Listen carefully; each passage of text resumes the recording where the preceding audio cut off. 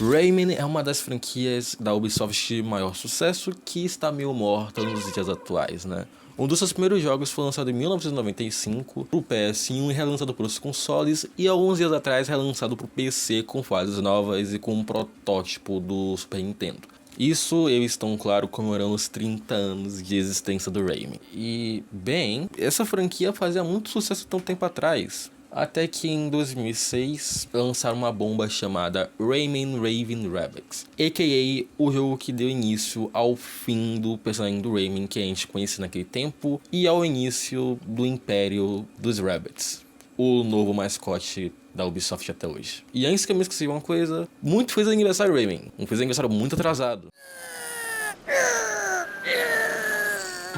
Rayman Raving Rabbids está mais para um spin-off da série do que como um jogo principal da franquia. Já diferentemente dos outros jogos, é claro, eu estou falando da versão de PS2 e companhia e não da versão de portátil, no caso do GBA, e da versão de DS, que eu infelizmente não irei falar porque eu não joguei nem um pouco a versão de DS. Esse jogo não tem uma menor conexão com os jogos principais da franquia. Os jogos principais da franquia é mais focado pro plataforma e se forçar um pouquinho a aventura, no caso do Rayman 2 e Rayman 3. E é claro, eu estou desconsiderando totalmente os Rayman's Legends e o Rayman Origins, que foi lançado um tempo depois do Rayman Raving Rabbids, com uma tentativa de rever a franquia, é claro. E bem, hoje a gente vai falar um pouquinho sobre esses dois jogos, tanto a versão de GBA e tanto a versão de PS2 e companhia desse jogo. Indo para a versão de GBA, a gente tem uma experiência mais Rayman 1 do que qualquer outra coisa. São fases de plataforma 2D, com cenários muito abstratos, não tão abstratos assim como o Rayman 1, eu acho, mas assim cenários meio abstratos, com um cenário, como eu falei agora, de plataforma, onde você precisa pular de um lado pro outro, encontrar segredos, ou seja, salvar os tenses, eu espero, e com mundos diferentes e chefões diferentes para você lutar contra. E uma das coisas que eu mais gosto dessa versão desse jogo é o fato de ele ter habilidades diferentes pro Rayman, assim como o Rayman 3 trouxe para a franquia dos jogos até aquele momento, onde caso você aperte um botão e selecione uma das habilidades, o Rayman troca de skin e ganha uma habilidade diferente que serve para passar de uma parte específica, como por exemplo a skin gótica, que permite com que o Rayman cuspa chiclete. E temos várias habilidades desse jogo que tem skins baseadas no jogo de PS2 e companhia. Eu não tenho muito para dizer sobre esse jogo, é um jogo mais plataforma, mais básico, mais simples. Eu posso até fazer uma review só para esse jogo, falando sobre cada mundo em específico, mas no momento eu quero dar mais foco para a versão de PS2 desse jogo. E falando da versão de PS2 e companhia, que inclusive eu acho muito engraçado que o Rayman Raving Rabbids saiu pro PS2 e saiu pro Xbox 360, mas não saiu pro PS3. A gente tem um jogo baseado em uma série de minigames, onde o motivo do Rayman estar nessa espécie de coliseu sendo observado por uma quantidade bizarra de Rabbids é que ele foi sequestrado. Além de, é claro, os filhos do Globox seriam sido sequestrados também, mas isso não importa muito. O Rayman em específico foi sequestrado e uma das únicas coisas que ele tem pra fazer nesse momento é jogar esses minigames, abre aspas, doentios desses Rabbids. Quando a gente iniciou o jogo, a gente já jogado no coliseu, onde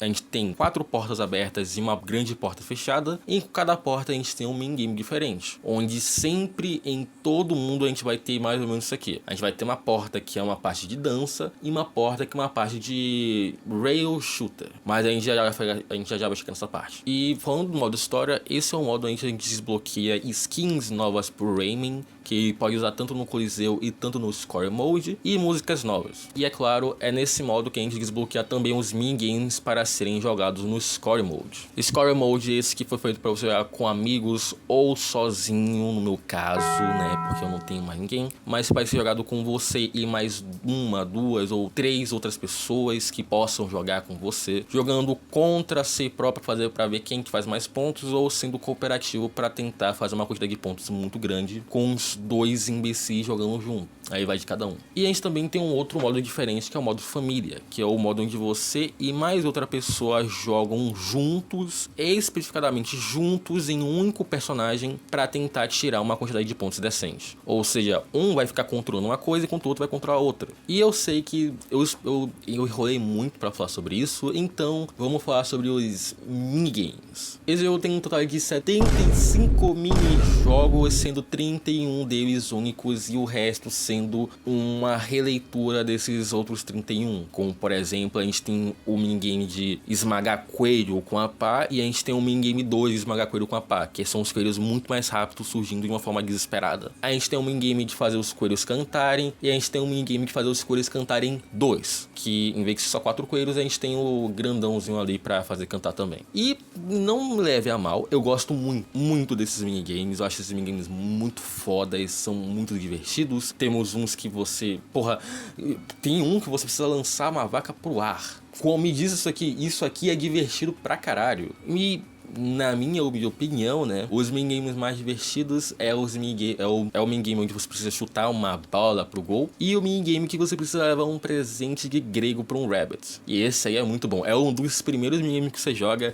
e esse daí é de foder, não tem que falar não, é muito bom. E eu sei que se tu olhar muito de fora, esses minigames parecem repetidos porque o movimento que precisa fazer com o controle ou com o teclado e mouse, no meu caso se for teclado e mouse, é meio repetitivo, mas acredite em mim, cada minigame é divertido o suficiente pra você esquecer que tu tá fazendo o mesmo movimento de mexer o mouse pra cima e pra baixo que tu fez no minigame passado. E como eu falei um tempo atrás, a gente tem sempre um minigame de dança e de vez em quando a gente tem minigames de rail shooter. Os minigames de rail shooter desse jogo são muito divertidos de jogar. É o mesmo minigame por pelo menos uns 10 dias dentro do jogo, porém ainda assim são muito divertidos, são muito legais. E o minigame de dança desse joguinho é um minigame de ritmo que você precisa apertar apenas 2 botões, mas que ainda assim consegue ser divertido, entende? No geral, esse jogo é divertido. Eu não posso falar a mesma coisa do Raving Rabbids 2 ou qualquer outra sequência desses jogos, porque eu nunca peguei pra jogar esse tipo de jogo. Entretanto, o primeiro é divertido pra caralho, e isso não tem nem como negar. Entretanto, o meu maior, e além do que o maior problema para os outros fãs é o seguinte: esse jogo era para ser só um spin-off da franquia, enquanto um outro jogo do Rayman ainda está sendo produzido, no caso o não lançado Rayman 4. Entretanto, esse jogo fez tanto sucesso, mas tanto sucesso, que esse jogo em específico ganhou uma série de jogos: Rayman Raving Rabbids 2, Rayman TV, Rayman Raving Rabbids TV e outros jogos envolvendo os Rabbids, o que fez com que o Rayman ficasse meio apagado. Demorou muito tempo pro menino Rayman voltar a ter um jogo de novo, e quando ele teve, foi um jogo muito bom, magnífico, no caso Rayman Origins, que não tem que falar, esse jogo é muito foda, é muito legal esse jogo, é uma plataforma de aventura muito decente pra ser jogado, inclusive se tu tem mais outras pessoas pra jogar juntamente com você. E depois de um tempo lançou o Rayman Legends. O grande problema é que a Ubisoft, ela viu o sucesso desse jogo, ela quis fazer outros jogos envolvendo os Rabbids na franquia do Rayman, o que deixou o propósito principal do Rayman de lado e fez ele basicamente ter Rayman Rabbids quase durante um tempo inteiro, quase durante uma década. Demorou muito pra gente ter um jogo novo do Rayman, e depois de um tempo os jogos desses coelhos malditos deixaram de ter o subtítulo do Rayman, até que chegou um momento que esse personagem, sem articulação alguma, foi abandonado totalmente, dando lugar pros Rabbids, esses projetos de coelho que eu consigo gostar de uma certa forma, mas eu não gosto muito o que eles fizeram com o menino Rayman. Esses coelhos ganharam crossovers com Mario, vários outros jogos, e é uma fudendo série de TV que eu não sei se eu posso passar aqui, mas deixa registrado aqui, tem uma fudendo série de TV que você pode assistir. É engraçada, você pode colocar pro seu bebê de 5 anos de idade e assistir, ele vai se divertir provavelmente, mas o ponto é que enquanto o Rayman tá olhando jogos mobile e de vez em quando algum jogo ali, e no final da sua vida ele ganhou o último jogo mobile dele, que foi o Rayman Adventures, o Rabbids está olhando jogos mais bem feitos, mais bem detalhados, com controles melhores, e de novo um fodendo jogo crossover com um encanador bigodudo. Bem, mas hoje em dia, pelo menos a gente ganhou o abre aspas remake do. Remake não, o abre aspas remaster do primeiro jogo, né? É, temos que ficar felizes com isso, né? O Rayman ainda tá vivo. Yay! Yay!